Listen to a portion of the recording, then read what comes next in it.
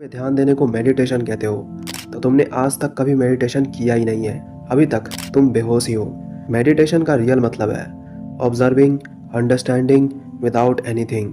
Meditation को बनाया ही गया था सच्चाई को जानने के लिए, ना कि सिर्फ सांसों पे ध्यान लगाने के लिए। ये बात सच है कि मेडिटेशन स्टार्ट ही होता है ब्रीदिंग से, लेकिन इसका अल्टीमेट पर्पस सांसों पे ध्यान लगाना नहीं होता, बल्कि सांसों को सही तरह से लेते हुए सच को खोजना होता है। मेडिटेशन में सिर्फ एक ही काम होता है, ऑब्जर्व करना और उस चीज़ के रूट कॉज तक जाना और उसे समझना बिना उसे जज किए। इस वीडियो को एंड तक देखो। एंड में तुम रियल मेडिटेशन करना सीख जाओगे। मेडिटेशन को सबसे पहले तुम्हें अपने आप से शुरू करना चाहिए।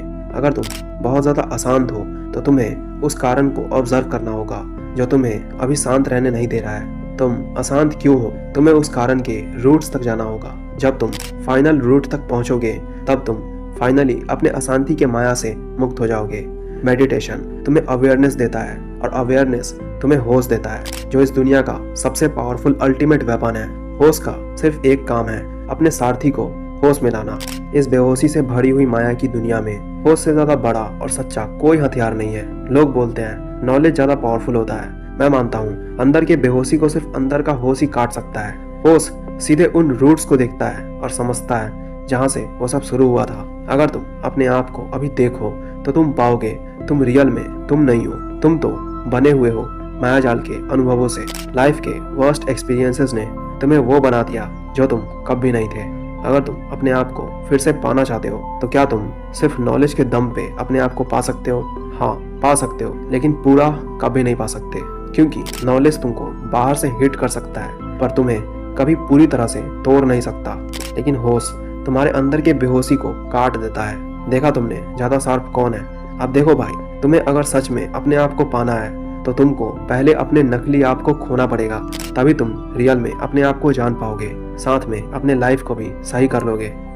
इस वीडियो में मैं तुम्हें सिर्फ मेडिटेशन करने का नॉलेज दे रहा हूँ। मेडिटेशन सिखाने का मेरा ये वीडियो तुम्हें सिर्फ रास्ता दिखा सकता है, लेकिन उस रास्ते पे तुमको तुम्हारे मंजिल पे तुम्हारा होश ही तुम्हें ले जाएगा। So now let's discuss how to meditate my watcher. Meditation को तुम किसी भी चीज पे कर सकते हो, ऑलमोस्ट किसी भी चीज पे।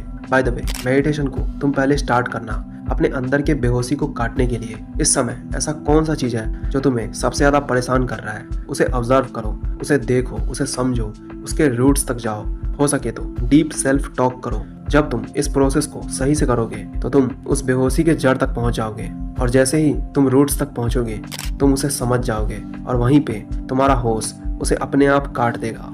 अब ये तो हुआ डीप गोइंग मेडिटेशन। अब अप गोइंग मेडिटेशन के बारे में बात करते हैं। अगर अभी तुम्हें कोई थॉट तंग कर रहा है तो उसे ऊपर से देखो, उसे समझो बिना उसे जज किए।